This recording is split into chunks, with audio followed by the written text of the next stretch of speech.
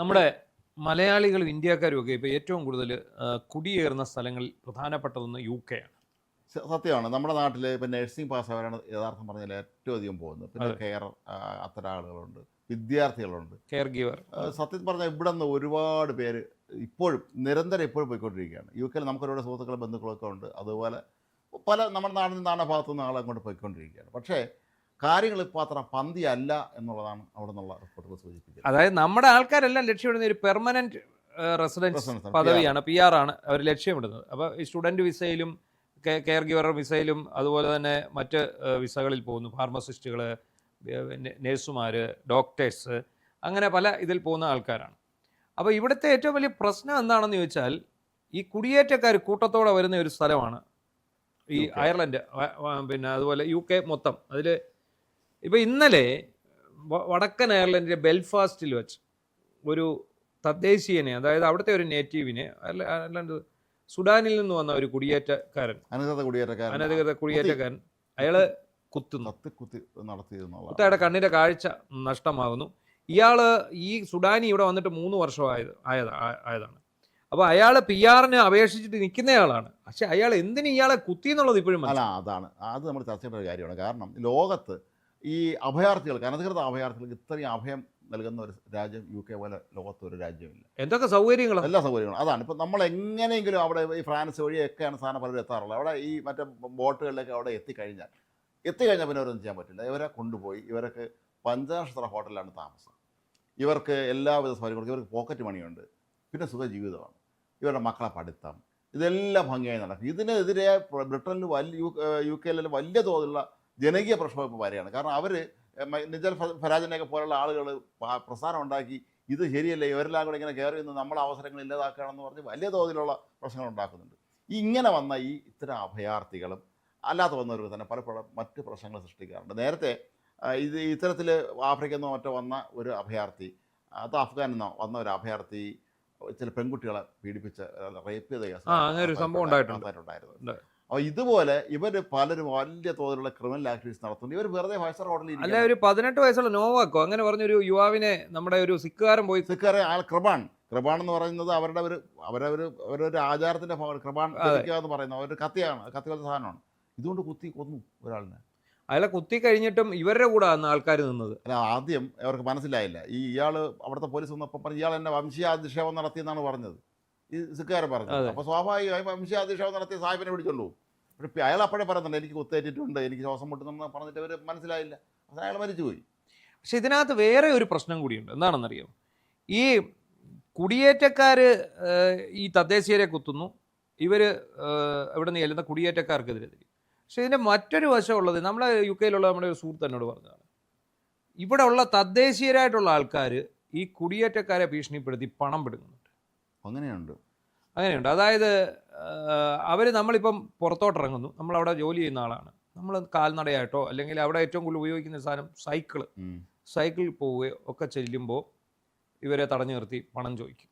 പണം കൊടുത്തില്ലെങ്കിൽ ഒരാൾക്ക് അത് ഈ നോർത്ത് ഈസ്റ്റിൽ മുമ്പ് പിന്നെ മോഡി സർക്കാർ വരുന്നതിന് മുമ്പ് അവിടുത്തെ തീവ്രവാദ സംഘടനകൾ ഇത്തരം കാര്യങ്ങൾ ചെയ്തിരുന്നത്. ഈ ശമ്പളം വാങ്ങിച്ചുകൊണ്ടിരുന്ന കേന്ദ്ര സർക്കാരിൻ്റെ ഉദ്യോഗസ്ഥന്മാരുണ്ടല്ലോ, ശമ്പളം കിട്ടുന്ന ദിവസങ്ങളിൽ ഇവർ വഴിയിൽ ഒളിച്ചിരിക്കുമെന്നാണ്, ചെന്നിട്ട് പിടിച്ചു നിർത്തി അവരെ കൊണ്ട് പൈസ എടുപ്പിക്കും.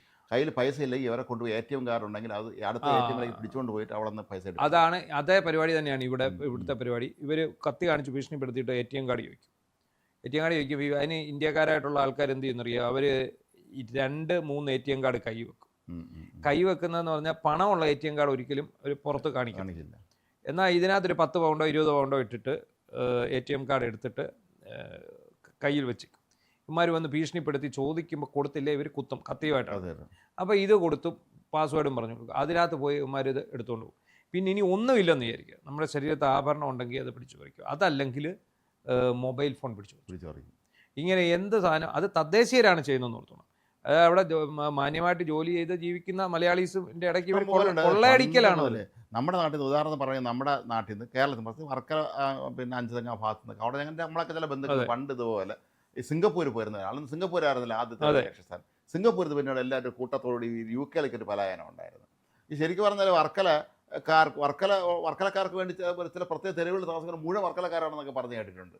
നമ്മുടെ ചില സുഹൃത്തുക്കൾ അവിടെ ഇതുവരെ ഈ ഇലക്ഷനൊക്കെ തദ്ദേശ തെരഞ്ഞെടുപ്പിന് മത്സരിച്ചിട്ടുണ്ടായിരുന്നു. അപ്പോൾ അവരൊക്കെ പറയാം, ഡോക്ടർ ഓമന ഗംഗാധരൻ മേയറായിരുന്നു ഓക്കെ, ലണ്ടനിൽ. ലണ്ടനിൽ. അപ്പോൾ എഴുത്തുകാരി മലയാളി. അപ്പോൾ അവരൊക്കെ തന്നെ ഒരു മലയാളികൾ അവിടെ വലിയ തോതിലുള്ളൊരു സ്വാധീനം ഉറപ്പിച്ചിട്ടുണ്ടായിരുന്നു. പക്ഷേ ഇപ്പോൾ സംഭവിക്കുന്നത് നേരെ തിരിച്ചെന്താ പറയുക, നമ്മളെ ഈ റീൽസ് എടുപ്പുകാരുണ്ടല്ലോ, ഈ റീൽസ് എടുപ്പുകാർ അവിടെ വലിയ തോതിലുള്ള പ്രശ്നക്കാരെ മാറിക്കൊണ്ട് എല്ലായിടത്തും ഇതാണല്ലോ. ഇപ്പൊ നമ്മുടെ നാട്ടിൽ സലീംകുമാറിന്റെ മൃതദേഹത്തിന്റെ സംസ്കാര ചടങ്ങിൽ ഇത് തന്നെയല്ലെന്ന് പറഞ്ഞു.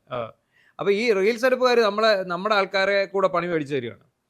എന്ന് വെച്ചാൽ അവിടെ വളരെ അവിടുത്തെ മഹാന്മാരുടെയൊക്കെ പ്രതിമയുടെ മുമ്പ് പോയതുകൊണ്ട് വളരെ ആഭാസകരമായ രീതിയിൽ ഈ റീൽസ് എടുത്ത് ഡാൻസ് ചെയ്യുക, കോപ്രായം കാണിക്കുക, ഇതൊക്കെ കാണിക്കുമ്പോൾ നമ്മളെ അല്ലെങ്കിൽ നമ്മളെപ്പോലെ നമ്മളെക്കാൾ ഉപരിയൊക്കെ തന്നെ അവരവരുടെ പാരമ്പര്യത്തെ വളരെ മുറുകെ പിടിക്കുന്നൊരു സമൂഹമാണ് UK-ലൊക്കെ ഉള്ളത്. ആ ബ്രിട്ടീഷുകാരുടെ സമൂഹം യാസ്തികരാണ് കുറച്ച്. അപ്പോൾ അവർ വളരെ ആദരവോടെ കാണുന്ന ആളുകളുടെ പ്രതിമ, നമ്മൾ ഗാന്ധിജിയുടെ പ്രതിമയുടെ മുമ്പ് പോയതുകൊണ്ട് ഇതുപോലെ ആരെങ്കിലും വിദേശം വന്നുകൊണ്ട് കോപ്രായം കാണിച്ചാൽ നമ്മൾ അംഗീകരിക്കും. അതുപോലെ തന്നെയാണ്. അപ്പോൾ ഈ റീൽസ് എടുപ്പുകാർ എനിക്ക് തോന്നുന്നു മിക്കവാറും മലയാളി തന്നെയായിരിക്കും അതിൽ മുൻപന്തിയിൽ നിൽക്കുന്നത്. അതവിടെ കാണത്തുള്ളല്ലോ. ഇതിപ്പം ബെൽഫാസ്റ്റ് നിന്ന് കത്തുകയാണ്, അവിടെയാണ് പ്രശ്നം. അവിടെയാണ് നമ്മുടെ പ്രശ്നം.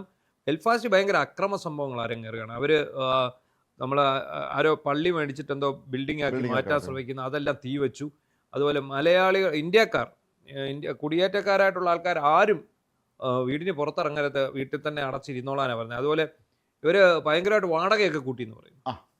വാടക കൂട്ടി ഈ ഇന്ത്യൻ ഈ കുടിയേറ്റക്കാരായിട്ട് വരുന്ന ആൾക്കാർക്ക് വാടക. ഈ നോർത്തേൺ അയർലൻഡ് കുറച്ചും കൂടെ ഒരു അവിടുത്തെ ജനങ്ങൾ മറ്റേ UK-ലെ ബ്രിട്ടനിലെ പോലെ അല്ല, കുറച്ചും കൂടെ വേറൊരു ആറ്റിറ്റ്യൂഡുള്ള ആളുകളും കൂടെയാണ്. അപ്പോൾ നമ്മൾ കുറച്ചും കൂടെ കണ്ടും കേട്ടും ശ്രദ്ധിച്ചും വേണം അവിടെ ജീവിക്കാൻ. പക്ഷേ നമ്മൾ ഈ പറഞ്ഞ അവിടെ പോകുന്ന ഈ ആശാമാർ ഇതൊന്നും ഓർക്കുന്നില്ല. എല്ലാം നമ്മുടെ നാട്ടിലെ പോലെയാണ് അവിടെയും എന്ന് കരുതി ഇവർ പല പ്രശ്നങ്ങളും ഉണ്ടാക്കാറുണ്ട്. നമുക്കറിയാം അയർലൻഡിൽ പണ്ട് ഐറിഷ് റിപ്പബ്ലിക്കൻ ആർമി പോലുള്ള സംഘടനകളൊക്കെ ഉണ്ടായ വലിയ ഒരു ചരിത്ര പാരമ്പര്യമുള്ള ഒരു സ്ഥലമാണ്. അപ്പോൾ അങ്ങനെ നോക്കുമ്പോൾ അവിടെ ഒരുപാട് സുരക്ഷാ സംവിധാനങ്ങളൊക്കെ സർക്കാർ ഏർപ്പെടുത്തിയിട്ടുണ്ടായിരിക്കാം. പക്ഷെ അവിടെ നിന്നുകൊണ്ട് ഇത്തരം പരിപാടികൾ കാണിക്കുക, അതുപോലെ ഈ അഭയാർത്ഥികളായി എത്തുന്ന ആളുകൾ കാണിക്കുന്ന വൃത്തികേടുകൾ, ഇതൊക്കെ ശരിക്കും പറഞ്ഞാൽ അവിടുത്തെ ജനങ്ങളെ ചൊടിപ്പിക്കുന്നുണ്ടായിരിക്കാം. കാരണം ഇതൊരു പരിധിയുണ്ട് എല്ലാ കാര്യത്തിനും. നമുക്കറിയാമല്ലോ, നമ്മുടെ നാട്ടിൽ ഇതുപോലെ വന്നിട്ട് ഈ ബംഗാളികൾ അല്ലെ നോർത്ത് ഇന്ത്യയിൽ വരുന്ന പണിക്ക് വരുന്നവന്മാർ കയറി വന്ന ആൾക്കാരെ ആക്രമിക്കാൻ തുനിയാറുണ്ട്. അങ്ങനെ ചെയ്യുമ്പോൾ നമ്മൾ എന്ത് ചെയ്യും, നമ്മൾ ഇറങ്ങി ഇവന്മാരെ അടിക്കും. ഏതാണ്ട് ഇതേ അവസ്ഥ തന്നെയാണ് അവിടെ സംഭവിക്കുന്നത്. അതായത് വെളിയിൽ നിന്ന് വരുന്ന ഒരുത്തൻ അവിടുത്തെ ഒരുത്തനെ ആക്രമിക്കുമ്പോൾ അവിടുത്തുകാരെന്താണെങ്കിലും തിരിയുമല്ലോ, അത് ഉറപ്പായിട്ട് വരും.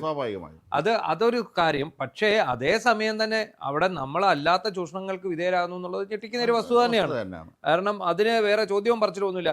ഇത് കൊടുത്തില്ലെങ്കിൽ ഇവർ ആക്രമിച്ചിരിക്കും ഉറപ്പായിട്ടും. അതാണ് ഏറ്റവും പ്രശ്നം. പണം കൊടുത്തില്ലെങ്കിൽ അവർ. അപ്പോൾ നമ്മുടെ നാട്ടിൽ ഇപ്പോഴും ഒരുപാട് ഏജൻസികൾ നിങ്ങളെ UK കൊണ്ടുപോകാന്നൊക്കെ പറഞ്ഞ് പരസ്യവും കാശ് വാങ്ങിച്ചൊക്കെ ആളെ കൊണ്ടുപോകുന്നുണ്ട്. പക്ഷെ അത്തരത്തിലുള്ള ആളുകൾ വളരെ ശ്രദ്ധിക്കുക. നിങ്ങൾ പോകുന്ന രാജ്യത്തെക്കുറിച്ച് വ്യക്തമായി മനസ്സിലാക്കിയിട്ട് വേണം അങ്ങോട്ട് പോകാൻ. അതാണ് നിങ്ങളിപ്പോൾ അയർലൻഡിലോ അല്ലെങ്കിൽ സ്കോട്ട്ലൻഡിലോ ഈ ബ്രിട്ടനിലോ ഒക്കെ പോകണമെന്ന് പറയുമ്പോൾ അവിടുത്തെ സ്ഥിതി എന്താണ്, ഞങ്ങൾ അവിടുത്തെ എങ്ങനെയൊക്കെയാണ് എങ്ങനെയാണ് ജീവിക്കേണ്ടത്, അവിടുത്തെ സ്ഥിതി എങ്ങനെയാണ്, അവിടുത്തെ ജനങ്ങളുടെ ആറ്റിറ്റ്യൂഡ് എങ്ങനെയാണ്, ഇത്തരം കാര്യങ്ങളൊക്കെ ഒന്ന് തന്നെ അന്വേഷിച്ച് നോക്കിയിട്ട് വേണം പോകാൻ. PR നൽകുന്ന കാര്യത്തിലും അതിന്റെ ടേംസ് ആൻഡ് കണ്ടീഷനിലും മാറ്റം വരുത്തിയിട്ടുണ്ട് അല്ലേ? പെർമനന്റ് റെസിഡൻസ് നേരത്തെ 3 വർഷം മതിയായിരുന്നു. അതെ, അതോ 5 വർഷമാണ്? 5 വർഷമാണ്. 5 വർഷത്തിലേക്ക് ആക്കിയിട്ടുണ്ട് എന്നാണ് അറിയുന്നത്. അതിനകത്തും വേറെ കടുത്ത നിബന്ധനകളൊക്കെ വരുന്നുണ്ട്. അങ്ങനെ വരുന്ന സമയത്ത് ശരിക്കും നമുക്ക് PR കിട്ടുന്ന കാര്യത്തിൽ വളരെ സ്റ്റുഡൻറ് വിസയിൽ പോയ പലരും അതല്ലാതെ മറ്റേ അവിടെ വേറെ ജോലിക്ക് പോകുന്ന ഒരു പരിപാടിയുണ്ട്. ഈ ഏജൻസികളും അങ്ങനെ കൊണ്ടുപോകുന്നുണ്ട്. ഈ സ്റ്റുഡൻറ് വിസയെ കൊണ്ടുപോയിട്ട് പിന്നീട് അവർ എന്തെങ്കിലുമൊക്കെ ജോലി പാർട്ട് ടൈം ജോലി തേടി അങ്ങനെ ജീവിക്കുന്ന ഒരവസ്ഥ അവിടെ ഉണ്ട്. ഇവരെല്ലാം തന്നെ തിരിച്ച് നാട്ടിലേക്ക് മടങ്ങേണ്ടി വരും എന്നുള്ള കാര്യം ഉറപ്പാണ്. കാരണം കൃത്യമായി അവിടെ ഇത് സംബന്ധിച്ച് വ്യാപകമായ പരാതിയുടെ അടിസ്ഥാനത്തിൽ അവർ അന്വേഷണമൊക്കെ നടത്തുന്നുണ്ട്, നടപടി ഉണ്ടാവുന്നുണ്ട്, അന്വേഷണ നടപടി തന്നെ ഉണ്ടാവുന്നുണ്ട്. അപ്പോൾ അങ്ങനെ നോക്കുമ്പോൾ നമ്മളെല്ലാവരും ഈ നമ്മൾ UK കാലത്ത് നമ്മുടെയൊക്കെ ഒരു സ്വപ്നഭൂമി തന്നെയാണ്. പ്രത്യേകിച്ച് നഴ്സിംഗ് പോലുള്ള കാര്യങ്ങൾ പഠിച്ചിട്ട് ഒരുപാട് അവസരങ്ങൾ ഇപ്പോഴും അവിടെ ഉണ്ട്. പക്ഷേ അവിടെ ഇങ്ങോട്ട് പോകുന്നതിന് മുമ്പ് നമ്മൾ കാര്യങ്ങൾ മനസ്സിലാക്കിയിട്ട് വേണം പോകാൻ. ഇതുപോലുള്ള അപകടങ്ങൾ ഒരുപാട് ഉണ്ടാകുന്നുണ്ട് അല്ലേ? അല്ല, അമേരിക്കയെ സംബന്ധിച്ചിടത്തോളം അവരിപ്പോൾ അനധികൃത കുടിയേറ്റക്കാർ ക്രൂരമായിട്ടാണ് കൈകാര്യം ചെയ്തത് ട്രംപ് വന്നതിന്. പക്ഷേ ബ്രിട്ടനിൽ അങ്ങനെ ആയിരുന്നില്ല. ഇപ്പോഴും അങ്ങനെ തന്നെയാണ്. അവർ വളരെ സ്നേഹത്തോടെ കുടിയേറ്റക്കാരെ കയ്യിലിരിപ്പ് കൊണ്ടാണ് ഇത് എല്ലായിടത്തും. ഇപ്പൊ കാനഡയിൽ പോലും ഇതായില്ലേ നിയന്ത്രണം? കാനഡയിലൊക്കെ നിയന്ത്രണമായി. ഇപ്പൊ ഒരുപാട് സ്ഥലങ്ങളിൽ നമ്മുടെ നാട്ടുകാർ പോയി പട്ടിണി രാജ്യങ്ങളിൽ വരെയാണ് കുടിയേറുന്നത്. അതെ, അവിടെയാണ് അതിന്റെ രസം. എവിടെങ്കിലും ഇവർക്കൊന്ന് പോയാൽ മതി, അതിന് അവരെ എവിടെട്ടെങ്കിലും പോയി കയറും. അങ്ങനത്തെ ആഫ്രിക്കൻ രാജ്യങ്ങൾ ഈ പലപ്പോഴും ഈ പ്രശ്നങ്ങൾ കൂടുതലുണ്ടാക്കുന്ന ആഫ്രിക്കൻ രാജ്യങ്ങളിൽ നിന്ന് വരുന്ന ആളുകൾ തന്നെയാണ്. ഇവർ അവിടെ നിന്ന് ബോട്ടുകളിൽ ഈ അനധികൃത ബോട്ടുകളിലൊക്കെ പുറപ്പെടും. അതിങ്ങനെ എത്തി അതാണ് വേറെ അവസ്ഥ. അത് എങ്ങനെയെങ്കിലും എത്തിക്കഴിഞ്ഞാൽ പിന്നെ അവർ സേഫാണ്. പിന്നീട് അവർ ഇത്തരത്തിൽ ഇവിടെ സുഖജീവിതം നയിക്കുന്നു. ഇടയ്ക്ക് നമ്മൾ വീഡിയോ ചെയ്തിരുന്നതാണ് അതിനെക്കുറിച്ച്. ഒരു വലിയ സ്റ്റാർ ഹോട്ടലിൽ ഒരു അഭ്യർത്ഥന ഇരിക്കുകയാണ്. ഒരാൾ ഭക്ഷണം കൊണ്ട് വെച്ചിരിക്കുകയാണ്, ബുഫേ. ഒരാളുടെ പ്ലേറ്റിൽ എനിക്ക് തോന്നുന്നു കുറഞ്ഞ 10 മുട്ടയെങ്കിലും വരും. പുഴുങ്ങിയ മുട്ട. അയാൾ ഈ കപ്പലിൻ്റെ കുറയ്ക്കും പോലെ ഇതിങ്ങനെ മുട്ട കഴിച്ചുകൊണ്ടിരിക്കുകയാണ്. ഒന്നും പൈസ കൊടുക്കണ്ട. പഞ്ചനക്ഷത്ര ഹോട്ടലിൽ എല്ലാ സുഖസൗകര്യങ്ങളും കൂടി ജീവിക്കാം. സർക്കാർ അതിന്റെ പൈസ സർക്കാർ കൊടുക്കും. പൈസ കൊടുക്കണം.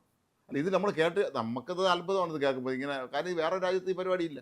അല്ല, അവരെ ബ്രിട്ടനിൽ അറിയാലോ നമുക്കൊരു നിലവാരമുള്ള എല്ലാ കാര്യത്തിലും ഒരു മാനുഷിക പരിഗണനയൊക്കെയുള്ള ഒരു എന്താണ് ഒരു ആഭിജാത്യമുള്ള ഒരു രാജ്യമാണത്. അപ്പോൾ അതുകൊണ്ട് തന്നെ അവർ ഈ വരുന്ന അഭയാർത്ഥികളെയും അങ്ങേയറ്റം ഒരു അതിഥിയെ പോലെ കണക്കാക്കുന്നതാണ് നമ്മളിത് മനസ്സിലാക്കേണ്ടത്. പക്ഷേ ഈ ചെല്ലുന്ന ഈ അതിഥികൾ ഈ അതിഥേനെ അറിഞ്ഞ് പെരുമാറണം എന്നുള്ള കാര്യം വളരെ പ്രധാനമാണ്.